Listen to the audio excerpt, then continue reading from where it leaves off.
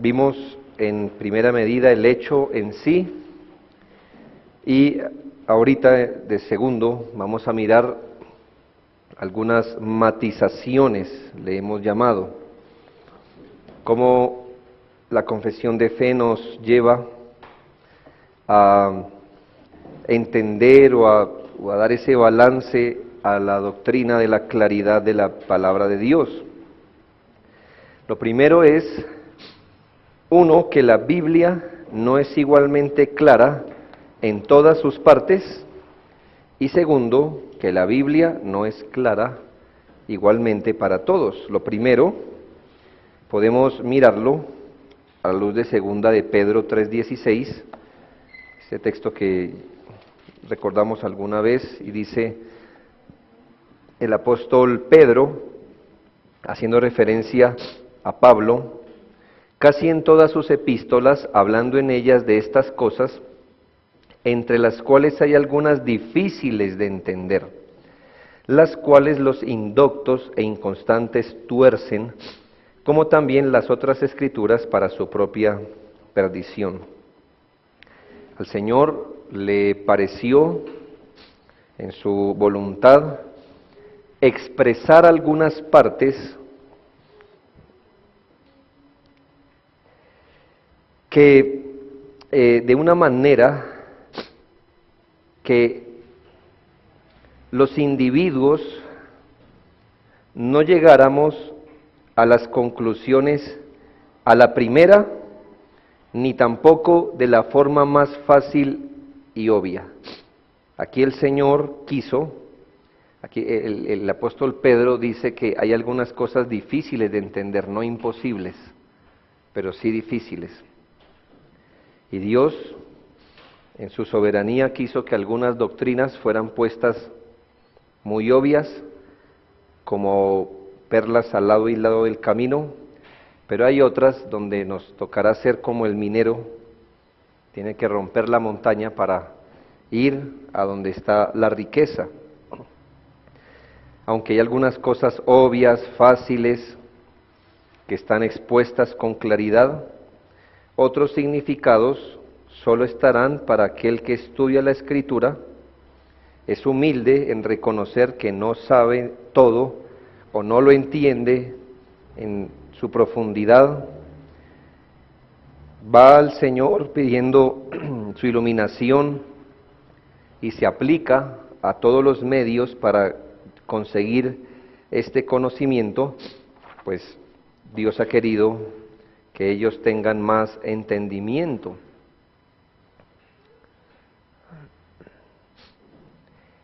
El Señor ha establecido que hay muchas cosas a las que vamos a llegar a través de aplicarnos diligentemente a los medios. O un hombre como Pedro, un discípulo del Señor como Pedro, confiesa que hay cosas difíciles de entender. Y esto nos humilla a todos, al que cree que sabe, al que cree que mucho sabe, se le debe recordar que un apóstol que convivió con el Señor después de decenas de ser un creyente probado, uno de los principales apóstoles dice, hay algunas cosas difíciles de entender.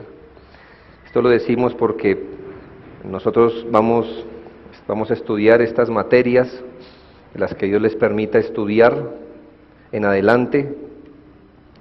Ninguno puede creer que aun si terminara todas las materias y todas fuera el mejor estudiante, dice, ahora ya domino las cosas de la palabra. Vamos, con humildad nos toca decir, todavía en la Biblia hay cosas difíciles de entender. Y vamos a seguir estudiando y vamos a seguir progresando, leyendo, pidiendo más del Señor sobre nuestras mentes. Así que la claridad de la Escritura no significa que la Biblia es igualmente clara en todas sus partes. Y segundo, que la Biblia no es igualmente clara para todos. Esto implica que aunque las cosas necesarias pueden ser aprendidas y entendidas hasta por un niño, también por la iluminación del Espíritu Santo y los dones que Dios le da a su iglesia, personas son encargadas de ministrar también a otros. Se puede ver en la Escritura personas que son aptas para enseñar y que guardan con fidelidad el ministerio de la palabra, el misterio de la fe. Esto solo indica que si Dios ha establecido maestros con dones específicos para enseñar a otros, significa que no todas las personas pueden entender la palabra con la misma facilidad.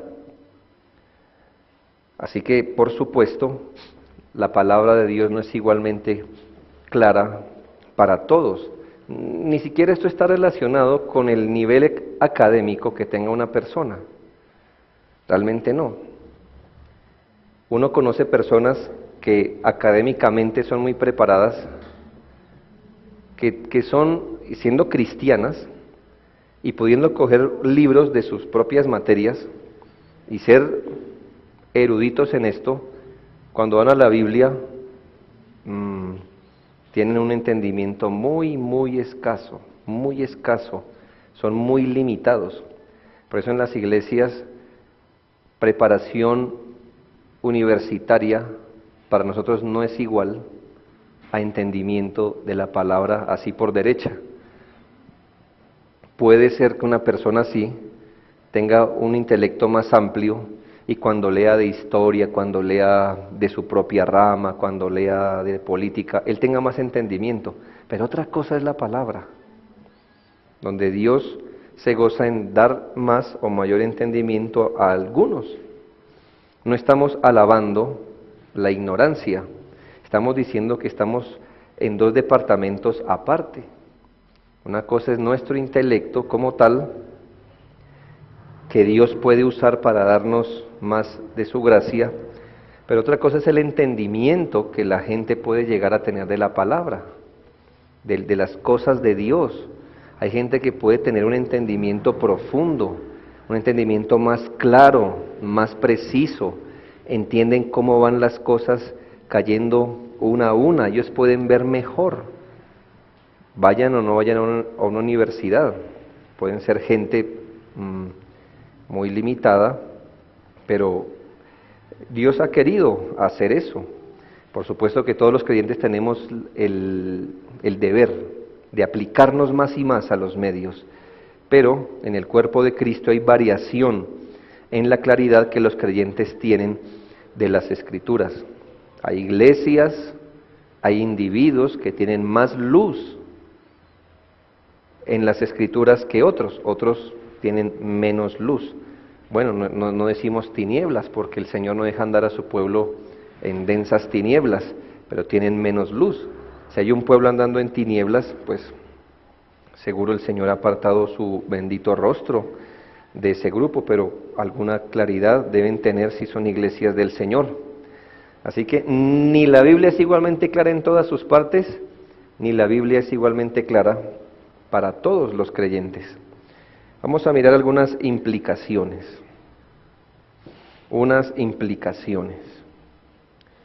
Primero, la claridad de la Escritura no menoscaba la necesidad del ministerio de la palabra.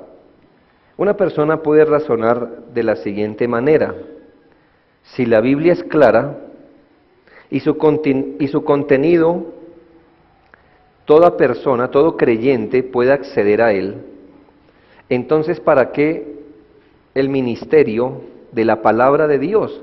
¿Para qué Dios va a llamar a gente que nos enseñe lo que es claro? Si todos podemos llegar al entendimiento sin necesidad de ser eruditos, entonces ¿para qué pastores, maestros, doctores? No hablo doctores en el título académico, sino como lo traducen algunas versiones, cuando en Efesios 4:12 dice pastores y maestros, dice pastores y doctores, es decir, gente docta, gente capacitada con buen conocimiento. Hermanos, las razones por las que este don de Cristo fue dado se encuentra explícitamente en Efesios 4:12. al 16. Efesios 4, 12 al 16.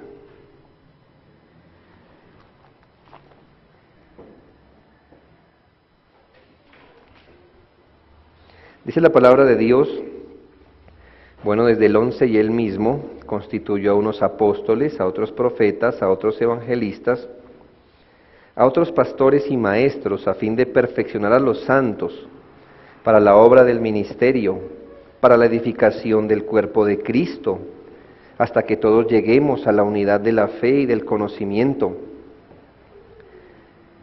del Hijo de Dios, a un varón perfecto a la medida de la estatura de la plenitud de Cristo, para que ya no seamos niños fluctuantes llevados por doquiera de todo viento de doctrina, por estratagema de hombres que para engañar emplean con astucia las artimañas del error, sino que siguiendo la verdad en amor crezcamos en todo en aquel que es la cabeza, esto es Cristo, de quien todo el cuerpo bien concertado y unido entre sí por todas las coyunturas que se ayudan mutuamente, según la actividad propia de cada miembro, recibe su crecimiento para ir edificándose en amor.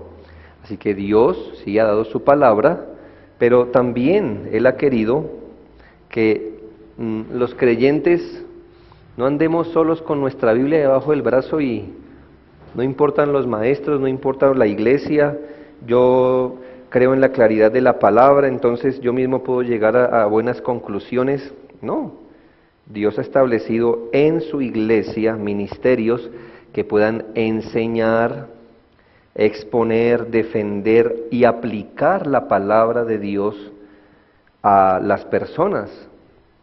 Dios así ha dado hoy pastores y maestros para esta labor. Segunda implicación de la claridad de la palabra, es que la claridad de las Escrituras hace que sean centrales. El punto es que la Biblia se dio como un medio para conocer cosas que por ningún otro medio se conocerían de forma infalible. Si además de la Biblia hubiese otro medio para conocer lo mismo, ¿tendríamos como centrar la palabra de Dios nosotros? No. Tendríamos tantos centros como fuentes de información. Pero debido a que la palabra de Dios nos da esa única información que de ningún otro medio podemos conocer de forma infalible, son asuntos centrales, son asuntos esenciales. Todo lo que habla la palabra de Dios significa que Dios quiso que nosotros lo supiéramos. Entonces, esto hace a las Escrituras centrales. Si son claras, nos dice que nadie puede alegar ignorancia o complejidad a la hora de entender lo que Dios quiso. La claridad de la palabra de Dios hace que sean centrales, ya que todo su pueblo puede acceder a las Escrituras, ya que ellas son claras, entonces son centrales. El pueblo de Dios no puede decir, no sabíamos esto. ¿Por qué? Porque tienen la palabra, y la palabra no fue dada en códigos, que solo unos lo entendieran. Ninguna iglesia, ningún creyente puede decir, no entendí, eso era muy complejo para mí entenderlo, o ni siquiera sabía. No, porque estaba la Biblia, y la Biblia es clara. Tercero, la claridad de la Escritura erradica el escepticismo. La claridad de la Escritura erradica el escepticismo. Cada uno de nosotros seguramente se ha encontrado con personas que tratan de evitar las enseñanzas de la Biblia diciendo, es que eso es difícil de entender. Cuando tratamos de forjar en ellos un mandamiento bíblico, ellos dicen que es nuestra interpretación de ese pasaje. Nosotros sabemos que es que en ese momento esa persona trata de evadir el problema.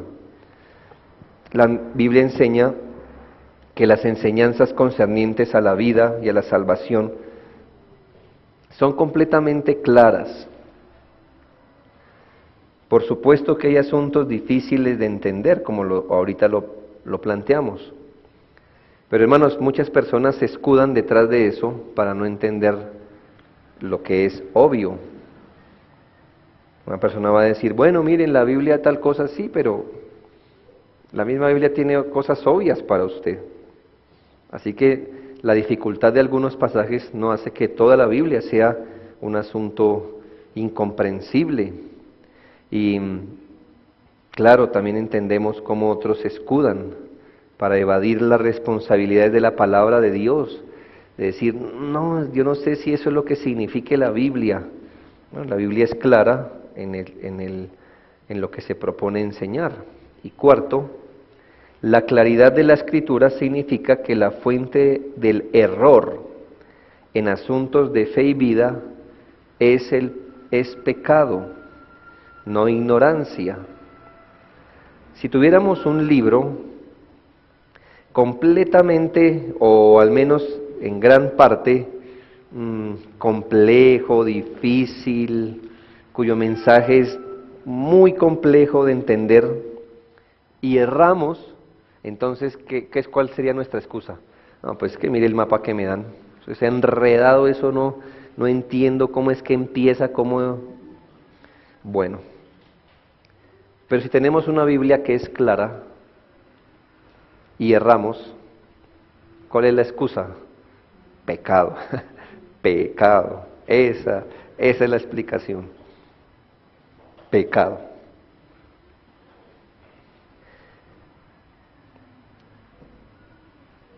Aunque el Evangelio es glorioso en sí mismo, y aunque fue claramente propuesto, aún así para algunos permanece encubierto.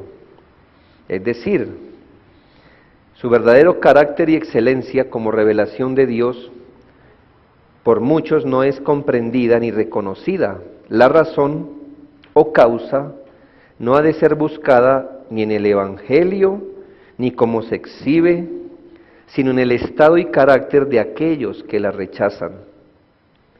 El sol no desaparece aunque un ciego no lo vea. Él puede decir, el sol no existe, eso no lo hace desaparecer. El problema está en él. Si un hombre no puede ver el sol en un día claro a mediodía, el tal está completamente ciego. Entonces ni el error está en la palabra, sino en nosotros. El error está en nosotros por nuestro pecado. Algunas personas exhortan diciendo, pero deberían enseñar otras cosas. Mire, la Biblia es tan grande, enseñen otras cosas, porque eso que enseñan se presta para división en las iglesias. Un momento, ¿la Biblia se presta para división o nuestro pecado es el que se presta para división? Porque si todos nos sometiéramos a la Biblia, llegaríamos a la unidad de la fe, no a la división de la iglesia. Hace algún tiempo, después de haber predicado en un lugar, alguien nos sugirió, bueno el tema que tocaron. Hace parte de todo el consejo de Dios, pero no han pensado que hay otras cosas más en la Biblia y que cooperarían más con la unidad. Piense esa expresión. O sea que bajo ese razonamiento, ¿qué es lo que hace división? La enseñanza. No, Señor. Las doctrinas, si todos nos sometiéramos, nos llevaría a toda la iglesia a la unidad de la fe. Si nos resultamos dividiendo, ¿es por qué? Por nuestro pecado. Porque unos dicen, sí, esto es verdad, y otros, no, eso no es verdad. Eso es lo que nos divide. Así que, hermanos, la Biblia es tan clara que cuando erramos el camino, no podemos decir, no sabíamos, estaba muy enredado. Yo sé que hay asuntos complejos, hermanos, pero los asuntos de cómo vivir para la gloria de Dios, qué creer, está claro allí. Pablo no vacila en decir que si cualquier hombre no recibe el Evangelio, cuando es claramente presentado, el tal está perdido. Él mismo afirmó, si nuestro Evangelio está encubierto, entre los que se pierden está encubierto, a los cuales el Dios de este mundo cegó el entendimiento de los incrédulos, para que no les resplandezca la gloria de Dios dada en el Evangelio. Satanás controla la mente del que no es creyente tan eficazmente que ciega su intelecto y no puede ver ni siquiera lo que es obvio en la palabra de Dios. Claro, él va a ser responsable, él no puede decir, Satanás me cegó, porque la ceguera también es una ceguera pecaminosa, voluntaria. Esto debería a nosotros ayudarnos a entender que si algo entenebrece nuestro entendimiento de la Biblia, ¿qué es? El pecado. Sí, suena feo, ¿no? ¿Por qué no entendemos más la Biblia? Por el pecado. Si no fuéramos pecadores, ¿qué? La entenderíamos muy bien. Sí, usted dirá, bueno, somos finitos. Sí, claro, pero es que el punto no es ese. El punto no es ese. El punto es si somos finitos o no. Como finitos tenemos ciertas limitaciones. Pero hermanos, Dios no nos reveló las cosas secretas de Él. Nos reveló lo que nosotros deberíamos saber y entender. ¿Me hago entender? Entonces, claro, yo creo que vendrá el día cuando el pecado sea quitado y veremos claramente. Pero hermanos, en otras cosas deberíamos humillarnos y decir, Señor, ayúdanos, porque parte de lo que no entiendo no es como tal mi cerebro, ¿sí? Sino que no tengo la mente de Cristo plenamente. Estoy allí luchando, mi pecado viene, me oscurece el entendimiento. Así entonces tenemos la doctrina de la claridad en su segunda parte. Vamos a tener estos últimos minutos para mirar la doctrina, la quinta doctrina, que es que la Biblia es confiable. La palabra de Dios es confiable. ¿Qué hemos visto? Lo siguiente. Inspirada, autoritativa, suficiente, aquí nos faltó clara y confiable. Bueno, clara y confiable. Son las 5 características que vamos a ver de la palabra de Dios: inspirada, autoritativa, suficiente, clara y confiable. El Catecismo Bautista Menor, en la 4ª pregunta, dice: ¿son las Escrituras confiables en todo lo que declaran? Las Escrituras tanto del Antiguo Testamento como del Nuevo, responde, siendo inspiradas por Dios, son infalibles e inerrantes en todas sus partes y son por lo tanto confiables en todo lo que dicen en relación a historia, ciencia, doctrina, práctica religiosa o cualquier otro tema. Este catecismo nos ayuda a entender que si bien la Biblia no es un libro de cualquier tema, nosotros podemos confiar en que las aseveraciones de la Biblia son completamente ciertas. Si tenemos, piénselo, si tenemos un libro inspirado por Dios, si tenemos un libro suficiente y claro, hermanos, ¿podemos desconfiar de la palabra de Dios? ¿Podemos pararnos delante de la Biblia y decir, no estoy seguro de esta expresión bíblica, me genera dudas? No, mis hermanos, la Biblia es confiable. La Biblia es confiable, mis hermanos, porque viene de Dios y fue dada por inspiración. Si fueran conceptos humanos, pudiéramos ponerlos en duda. Si fueran ideas humanas, recopilaciones ancestrales de los judíos, cosas así, uno pudiera decir, bueno, eso era en su época, eso era en su cultura, eso era porque ellos no entendían lo que hoy la humanidad entiende. Y entonces uno puede decir, sí, está bien, lo entiendo. Pero hermanos, quien está hablando a través de estos hombres era Dios mismo. Entonces eso hace a la Biblia confiable. La Biblia afirma verdad, afirma verdades y nos lleva a la verdad. No podemos acusar a la Biblia de afirmar mentiras y de enseñar falsedades. La Biblia es confiable porque nos dice la verdad, toda la verdad, nada más que la verdad nos conduce a la verdad. Y hablando de eso, básicamente hablando, es donde aplicamos los términos infalibilidad e inerrancia. A veces se usan sinónimamente, pero infalibilidad puede decirse de la incapacidad de la Biblia para errar.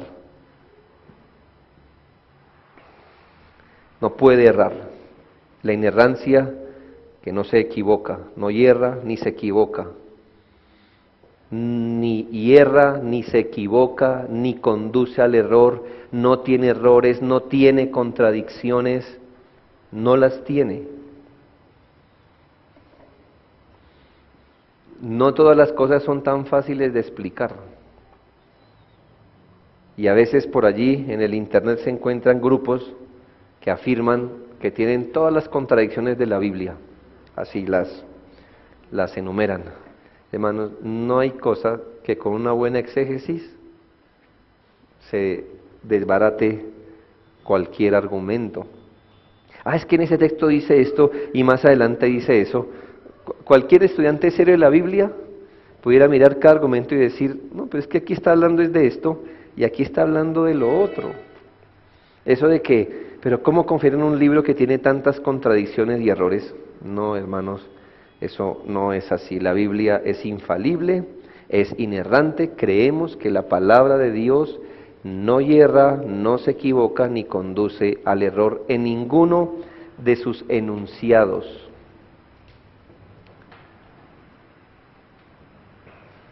Bien. Evidencia interna. Otra vez, ¿qué dice la Biblia de ella misma en cuanto a su confiabilidad? ¿Qué dice la Biblia de ella misma en cuanto a su confiabilidad? Bueno, Juan 17:17 dice, santifícalos en tu verdad, tu palabra es verdad. La misma Biblia afirma que ella es veraz. Salmo 19:9 dice, el temor de Jehová es limpio, que permanece para siempre. Los juicios de Jehová son verdad, todos ellos justos. El Salmo 119, que es un salmo que habla de todos los beneficios y atributos de la palabra, dice Salmo 119, 142, tu justicia es justicia eterna y tu ley la verdad. Y tu ley la verdad.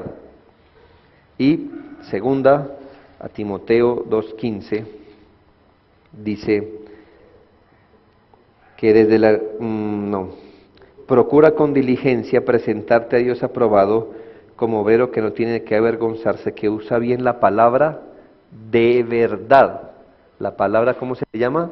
Palabra de verdad. Y Romanos 3:4, de ninguna manera, antes bien sea Dios veraz y todo hombre mentiroso. Si escuchamos el propio testimonio de la Biblia, ¿qué nos dice ella? Que es verdad. A veces la palabra de Dios tiene un sinónimo, palabra de verdad. El Señor oró, el Señor Jesús oró, santifícalos en tu verdad. ¿Y qué consideraba Él como verdad? Tu palabra es verdad. Para muchas personas la veracidad de la Biblia hoy en día parece ser no tan importante, pero esa no puede ser la actitud de un cristiano. La verdad sí importa. La Biblia nos manda a guardar la palabra y a no venderla, guardarla con nuestra vida. Y eso es especialmente verdad cuando nos referimos a la veracidad de la palabra de Dios. No sé si tengo allí unos cuadros que me gustaría mirar. Hay una declaración que he recopilado, una declaración pública acerca de la inerrancia de la palabra de Dios. Quisiera que vamos a leer quizá los párrafos para que miremos la riqueza de la inerrancia y por lo que la Biblia puede ser confiable.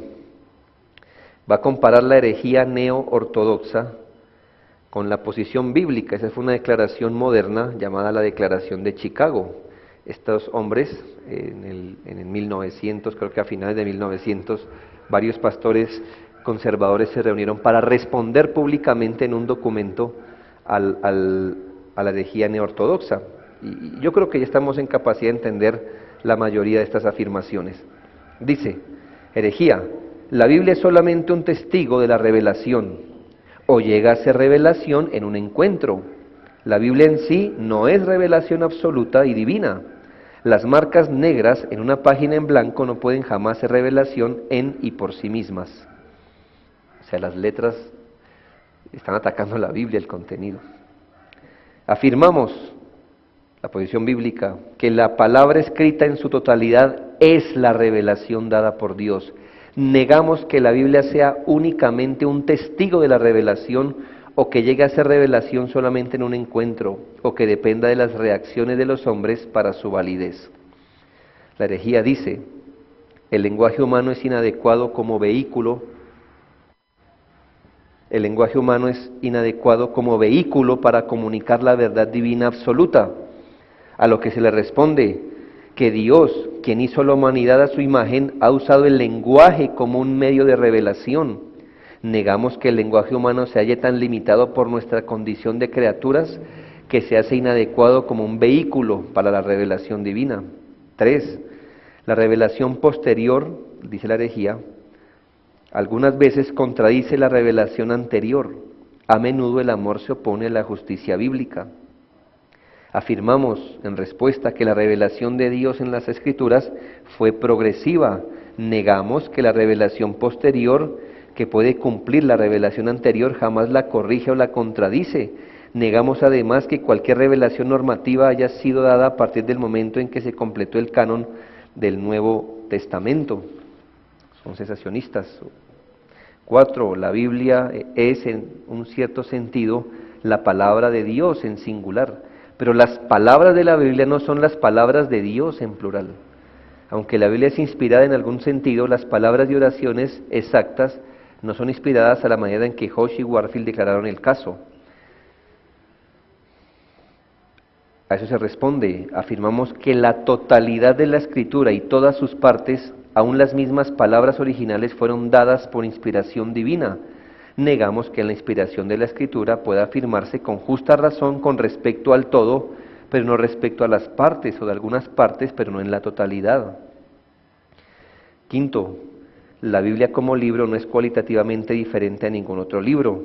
Los escritores bíblicos fueron excepcionalmente sensibles al movimiento de Dios en sus vidas y en la historia alrededor de ellos, y registraron de la mejor manera que pudieron lo que observaron, sin ninguna intervención milagrosa en la que Dios estuviese escogiendo las palabras. A lo cual se afirma que la inspiración fue la obra por la cual Dios, por su Espíritu y a través de escritores humanos, nos dio su palabra. El origen de la Escritura es divino. La mecánica de la inspiración divina sigue siendo para nosotros en gran parte un misterio. Negamos que la inspiración pueda ser explicada meramente en términos de la perspicacia humana o a elevados estados de conciencia de cualquier tipo. 6. La doctrina de la inerrancia, tal como Warfield es un hombre de la sana doctrina, lo están atacando a él. La doctrina de la inerrancia, tal como Warfield la establece, requiere que Dios hubiese dictado las oraciones y que pasara por alto las personalidades de los autores humanos. A eso afirmamos que Dios en su obra de inspiración utilizó las personalidades y los estilos literarios distintivos de los escritores a quienes había escogido y preparado. Negamos que Dios, al hacer que estos escritores usaran incluso las palabras que Él había escogido, hubiese anulado sus personalidades. 7. Puesto que errar es de humanos, todos los escritos humanos, incluyendo la Biblia, están contaminados con errores, ideas equivocadas, exageraciones o eufemismos. A eso afirmamos que la inspiración, aunque no confiriera omnisciencia, garantizó la expresión fiel y fidedigna de todos los asuntos sobre los cuales los autores bíblicos fueron movidos a hablar y escribir. Negamos que el carácter finito, la condición caída de estos escritores, por necesidad u otra razón, introdujeran distorsiones o falsedades en la palabra. 8. Puesto que los manuscritos originales ya no existen, es una pérdida de tiempo incluso hablar de ellos confiriéndoles ya sea inerrancia o la presencia de errores. A eso afirmamos que la inspiración estrictamente hablando se aplica únicamente al texto autográfico de la Escritura, el cual, en la providencia de Dios, puede ser establecido a partir de los manuscritos disponibles con gran precisión. Afirmamos además que las copias y traducciones de la Escritura son la palabra de Dios en la medida que representen fielmente el original. Negamos que cualquier elemento esencial de la fe cristiana se vea afectado por la ausencia de los autógrafos. Negamos además que esta ausencia haga que la afirmación de la inerrancia bíblica se convierta en algo inválido o irrelevante. 9. La Biblia puede ser infalible pero no inerrante. A esto afirmamos que la Escritura, habiendo sido dada por inspiración divina, es infalible, de modo que lejos de inducirnos al error, es verdadera y confiable en todos los asuntos que aborda. Negamos que sea posible que la Biblia sea al mismo tiempo infalible y errada en sus declaraciones. La infalibilidad y inerrancia se pueden distinguir, pero no separar. 10. La Biblia es verdadera en asuntos de fe y práctica, doctrina y moral, pero no es necesariamente cierta cuando habla de asuntos de interés para historia y ciencia. Eso dice la herejía. Afirmamos que la Escritura es inerrante en su totalidad, siendo libre de toda falsedad, fraude o engaño. Negamos que la infalibilidad y la inerrancia bíblica se limiten a temas espirituales, religiosos o relacionados con la redención, excluyéndose de dar afirmaciones en los campos de historia y ciencia. Negamos además que las hipótesis científicas sobre la historia de la Tierra, la geología, puedan usarse de manera debida y apropiada para anular la enseñanza de la Escritura con respecto a la creación y el diluvio. 11. La inerrancia queda negada o invalidada por palabras mal escritas, la gramática informal, la hipérbole y las cifras redondeadas. A esto se afirma que el carácter apropiado del término inerrancia como término teológico con referencia a la completa veracidad y confiabilidad de la Escritura. Negamos que sea apropiado evaluar la Escritura de acuerdo a criterios de verdad y error que sean ajenos a su uso y propósito. Negamos además que la inerrancia sea invalidada por fenómenos bíblicos, tales como la falta de precisión técnica moderna, irregularidades en la gramática o en la ortografía, descripciones de la naturaleza basadas en la observación, el reportaje de falsedades, el uso de la hipérbole y las cifras redondeadas, la disposición temática del material, la variación en las selecciones del material en los registros paralelos o el uso de citas libres. 12. Si no existen en la actualidad soluciones a las aparentes contradicciones y errores, esto quiere decir que nunca existirán tales soluciones. Afirmamos la unidad y la consistencia interna de la Escritura. Negamos que los supuestos errores y discrepancias que aún no hayan sido resueltos menoscaben las afirmaciones de verdad que hace la Biblia. 13. La Biblia no enseña la inerrancia. Se responde que la doctrina de la inerrancia se fundamenta en la enseñanza de la Biblia con respecto a su inspiración. Negamos que la enseñanza de Jesús acerca de la Escritura pueda ser descartada debido a presiones para complacer a otros o a cualquier otra limitación natural de su humanidad. 14. La doctrina de la inerrancia de la Escritura es nueva en el escenario de la historia de la Iglesia.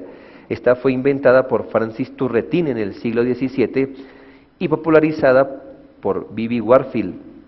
No era creída por parte de la Iglesia primitiva, Agustín, los católicos romanos o los reformadores. Que se responde que la doctrina de la inerrancia ha sido parte integral de la fe de la Iglesia a lo largo de su historia.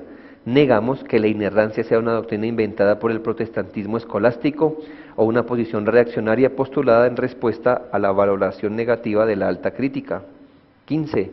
Son 17, tranquilos. El testimonio del Espíritu Santo debe operar en conjunción con la palabra escrita para que ésta pueda ser la palabra de Dios. Peligroso, ¿no? Afirmamos que el Espíritu Santo da testimonio de las Escrituras y les asegura a los creyentes la veracidad de la palabra escrita de Dios. Negamos que este testimonio del Espíritu Santo opere de manera aislada o en contra de la Escritura. 16. La alta crítica y la remoción de las incrustaciones culturales del texto son necesarias para interpretar apropiadamente la Escritura.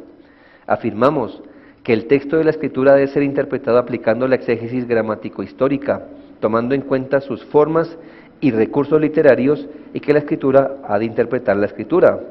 Negamos la legitimidad de cualquier tratamiento del texto o la búsqueda de recursos que se hallen detrás de estos que puedan llevar a la idea de que sus enseñanzas son relativas o desprovistas de contexto histórico, descartándolas así en el proceso o rechazando sus declaraciones relacionadas con autoría. Y final, la inerrancia puede ser rechazada sin ninguna consecuencia seria para la Iglesia o para la santidad personal. Afirmamos que la confesión de la plena autoridad, infalibilidad e inerrancia de la Escritura es vital para un sólido entendimiento de la totalidad de la fe cristiana. Además que tal confesión debiese conducir a una creciente conformidad a la imagen de Cristo. Negamos que tal confesión sea necesaria para la salvación. Sin embargo, negamos además que la inerrancia pueda ser rechazada sin graves consecuencias, tanto para el individuo como para la Iglesia. Así es, hermanos, que quería leer este documento. Son documentos, son expresiones que sectores de la Iglesia han salido en defensa cuando se ha atacado la Biblia, su inspiración, su infalibilidad, su inerrancia. Así que vamos a dejar aquí, y para no dejar un tema medio visto, y vamos a continuar en la próxima sesión.